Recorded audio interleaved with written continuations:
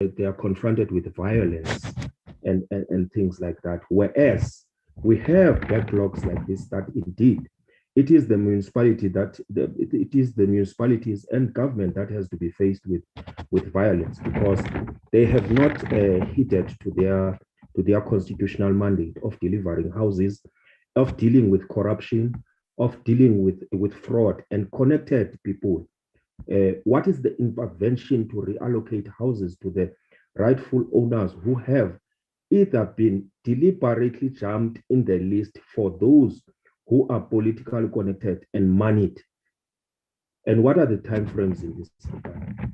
Because often when we see these protests, they are around these issues and what interventions are there. And the issue of capacity, Chairperson, is well spoken to by Honorable Khalipi. I'm not going to repeat that because she even made a classical example of what we recently saw there. And then in terms of, I think it's slide 22 where it speaks about municipal debt, there's bulk service providers there. We see there that ESCOM, how much ESCOM is owed, how much water boards and DWS is owed, and municipal creditors, and then vis-a-vis the consumers. And when we put those monies together, as SALGA rightfully says, that money of the consumers, this side, is greater than the money of the bulk service provider. And what interventions, again, has SALGA made to ensure that these monies that are owed to municipalities? Because, Chairperson, the people that we're not promoting anarchy here in this committee. People that are able to pay for services must do so, to municipalities, so that then we can then deal with the consumers, with the consumer debt there. And then that money is greater than the money that is spoken to in terms of bulk services. What has SALGA done? What intervention has been done to ensure that this money is paid with the urgency that it deserves there? Because if you calculate the 20.7 billion, 39 billion, 166.5 billion against 13 billion, 34 billion, and 7 billion, surely, Chair, you have a greater amount there in terms of the consumer debt. The other issue, Chair, that remains is on slide 16 in terms of poverty, unemployment. Due to COVID-19, more than 30 million South Africans, particularly blacks, at 60%, are unemployed and are in abject poverty. And vis-a-vis your strong metros and secondary cities which have strong revenue, that rural municipalities often do not have capacity to actually attract enough skills to deal with such. What is it that, in terms of the professionalization and the bill and the municipal systems amendment bill that was sitting in front of us here, we were going clause by clause here, Chairperson. How will this impact on rural municipalities who are incapable of attracting these skills? Because there's in terms of structural distresses there, then you get poor revenue base in rural municipalities, and underfunding of municipalities in terms of the DORA division of revenue.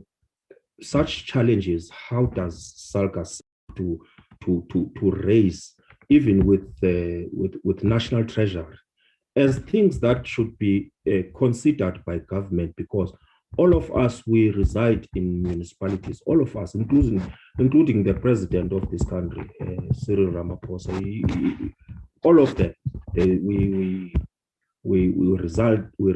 It does not matter who it is. We all reside, regardless of our class, creed, and so forth. We reside in municipalities. So how are we going to resolve the issue of funding municipalities adequately as a sphere of government that necessarily needs some improvement that should be made in terms of the needed service delivery and capacity that is needed there. And then you've got on slide 20, you speak about consultants per province there. And then you've got Free State at 0 clean audit, but you've got 47 million there that was spent. And then with 3 disclaimers. Then you go to Northwest with 0, and then you've got 9 disclaimers. But the money is there. It's being used for this purpose. So what happens? Do we get that money back? Because it has not brought about value for money. Because even Northwest is under Section 100 of the Constitution, even to date. So what do we do there? What is your suggestion? Who is to be held liable for this amount spent on consultants without results? And the other issue, Chair, just it was covered, Chair. Covered by Honorable Muhammad. So those are the issues that I think that, or the last one on the structural distress. As to what then? Oh no, it's fine, Chair, because it has been covered. That's fine on rural, on distressed municipalities and underfunding and so forth. Thank you very much, Chair. I think I have covered. Thanks for the opportunity. Thank you, Honorable Teza. Can I request Honorable Director to be the one that follows? Honorable Director. Thank you, Chair. Mine is, let me acknowledge the report, the presentation that has been done by SALGA. Chair, mine is also, my first question is also emphasized to what Honorable Mukhalipi have just asked. On the report on the presentation of SALGA on governance and accountability, they have indicated that 100% of MPEC committees have been established. But I'm more concerned about the state of those MPECs, as we are aware that most of our municipalities are declining. Most of our municipalities are having high number of unauthorized expenditures, voteless expenditures. So what is the state of these MPECs that have been established? Is it this MPEC active, or it was just a malicious compliance? And if so, what is the plan of SALGA in assisting municipalities in strengthening the MPEC so that they can be active and we can see the result of MPECs? And Chair, most of our municipalities are still under old apartheid spatial planning, which is also one of the contributing factors to the declining local economic development. What is it that SALGA is doing to assist municipality with a proper spatial planning and also a spatial transformation in our municipalities? And the third one, Chair, every time when we look at the presentation of SALGA, it brings hope and it brightens one's mood when they present, because they have good ideas, good proposals, but unfortunately, most of these proposals are not implemented in the municipalities. So I would like to check on the side of the SALGA. What is the challenge behind municipalities not implementing those proposals? Is SALGA experiencing challenges with the municipality, and what kind of challenges are they experiencing Is it lack of political will or administrative will? So if it's one of the two, how are they planning to address this matter? And then, Chair, on the key factors affecting sustainability, SALGA have mentioned quite a number of things, which include your poor revenue collection, governance-related challenges. What is the plan of SALGA in assisting municipalities to overcome those mentioned key factors affecting sustainability? And SALGA also mentioned the issue of a one-size-fits-all approach on regulating municipalities. So what could be the possible solution on this matter? Is municipalities, local government over-legislated?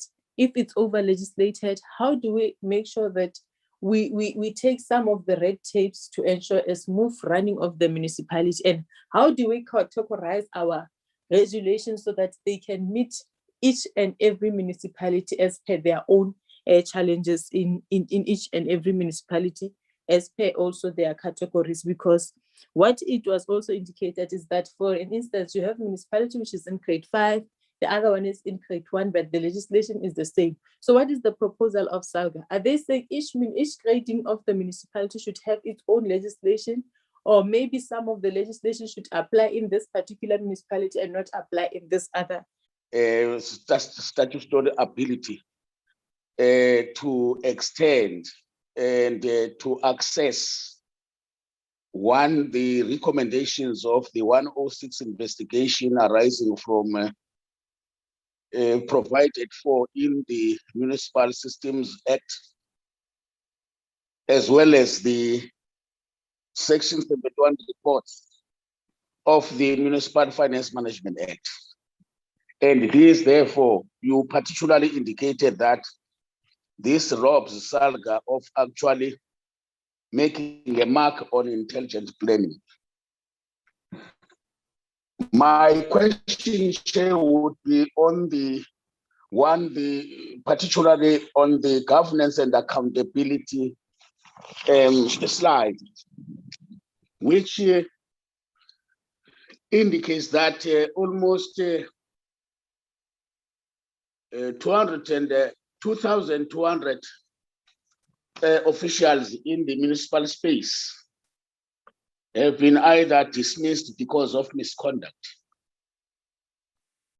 And my question, therefore, would be that dismissed of maladministration, is it arising out of, or this maladministration underpinned by being incompetent, or does it arise from unethical conduct by these employees?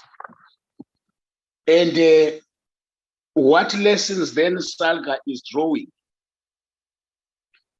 from these factors in going forward to improve, that is administration at the local government level, but ensuring that we actually ensure that we recruit and employ competent and skilled ethical officials who will bring in integrity into the institutions. Honorable Mpumza. Honorable Mpumza. Yes, Chair. We can't see you. We're all seeing the Yes, walls. Chair. You are Can seeing you the sit walls. still? You Only don't the see me now. walls and your head upside down. Are you using a phone? Yes, Chair. Let's see Do you. you see me now? Do you see me now? Your video is off now. Aibu. Let me try to put it. Yeah. Maybe if uses the phone against something, Chair, puts it against something. That's So the point. Yes. Can you teach him the trick, Honorable Keza? Just put the phone, Honorable, something. Put a glass there, and then you put the phone so that it can be. You see me now? No, Can you it's see me dark. now, Chair? And Honorable Yes. Cesar? Yeah, thanks, Chair. Then you move Again. to your right-hand side. As Hello? you do that, move to your right-hand side. Oh, closer to the light. Yes, but you are gone Oh, now. oh. Am I gone? I am there, Chair. That's better. If you stay still there, you have moved. The glasses. Can you see me Yes. now? Yeah, and Thank you stay very put much, there. Stay put there. Don't move the gadget. No, I won't move, Chair. I will stay put. Sure. I was still saying then, Chair, that again on this, then it reflects that on the slide on service delivery,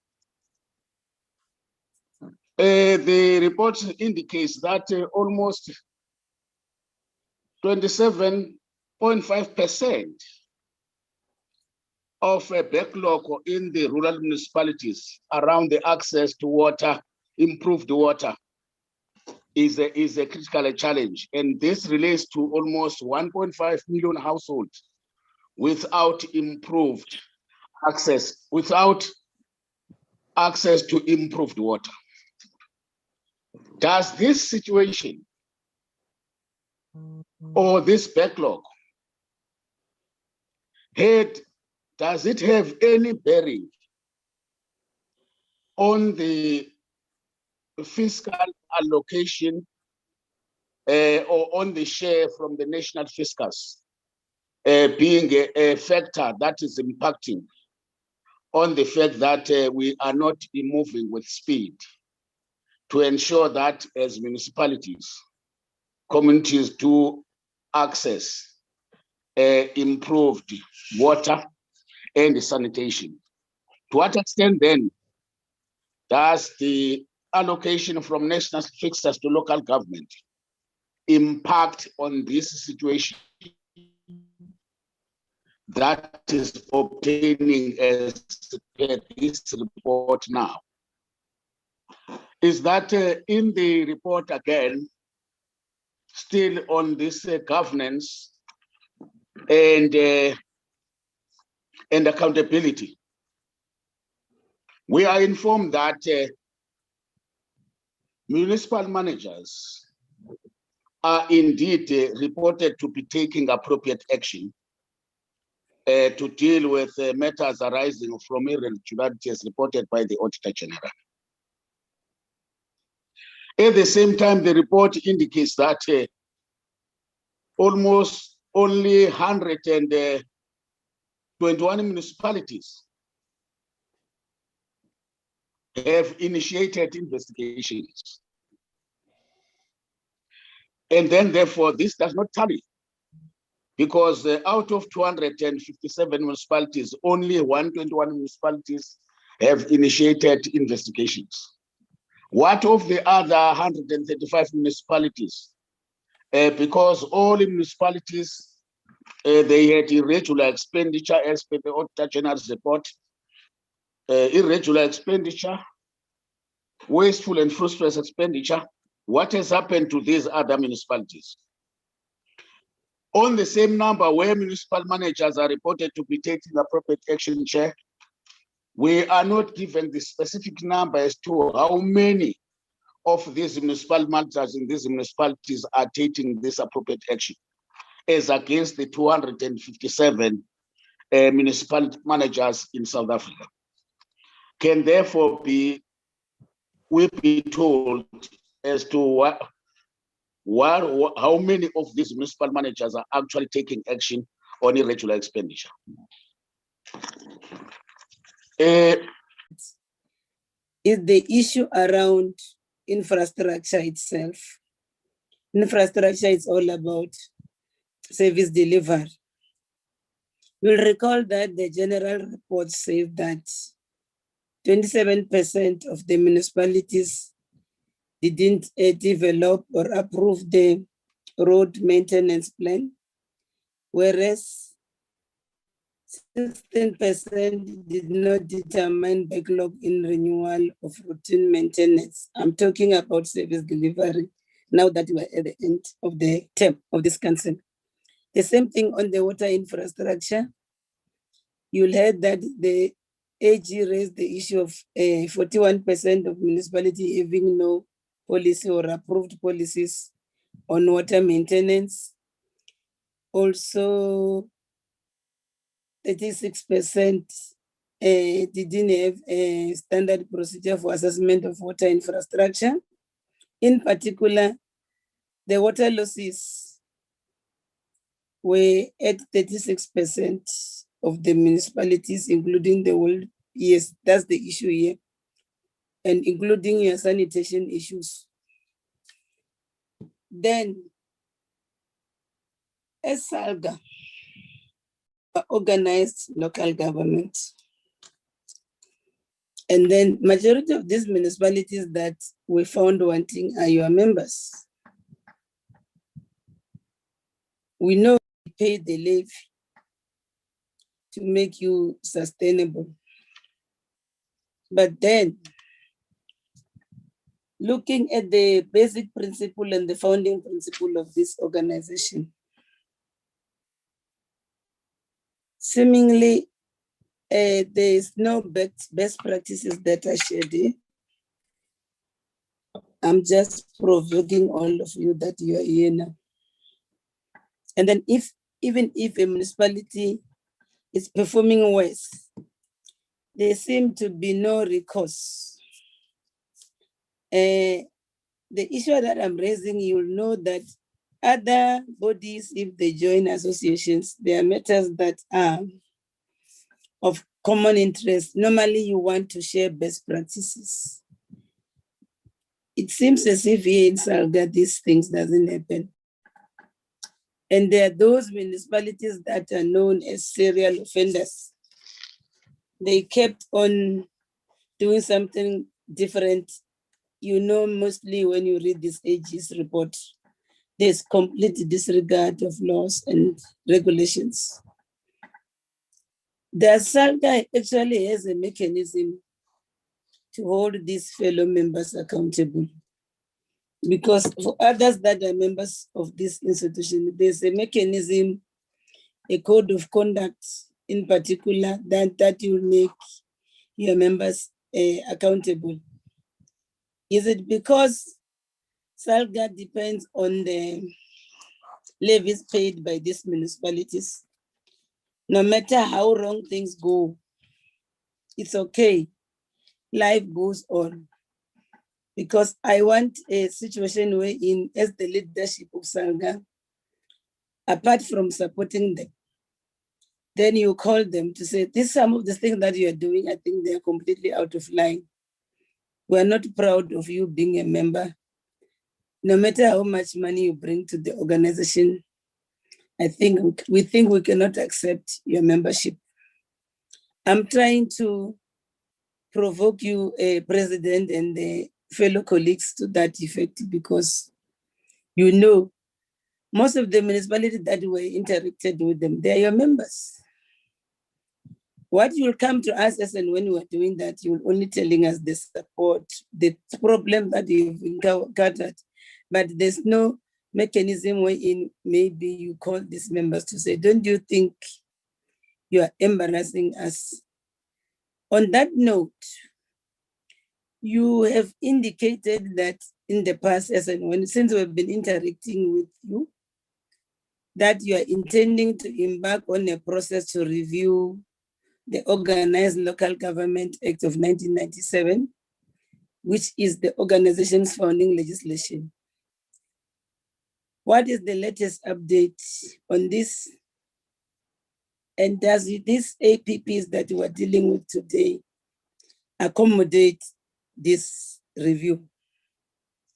Well, because I've gone through it, I couldn't see it unless if I missed it. The other issue that one want to raise with you, because you know the COG is talking about DDM, District Development Model. And your APP also indicates that you are a partner in the conceptualization of and delivery of the district development model. And you will continue playing a significant role in coordinating, monitoring,